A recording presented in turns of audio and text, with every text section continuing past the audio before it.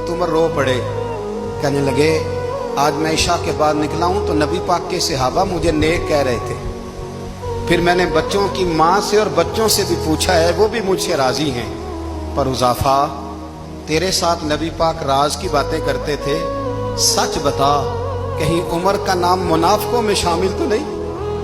सच बता उन मुनाफिकीन में तो शामिल नहीं, कहीं ऊपर ऊपर से तो नहीं सारा कुछ?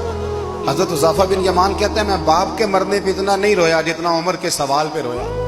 मैं कदमों में बैठ गया, मैंने कहा नहीं उमर ये तो मैंने नहीं सुना, लेकिन ये मैंने नबी पाक से जरूर सुना है कि मेरे बाद अगर कोई नबी होता तो उमर इब्ने खत्ताब होता। ये मैंने अपने कानों से सुना है कि उमर जिस गली से गुजरे शैतान रास्ता बदल जाता है।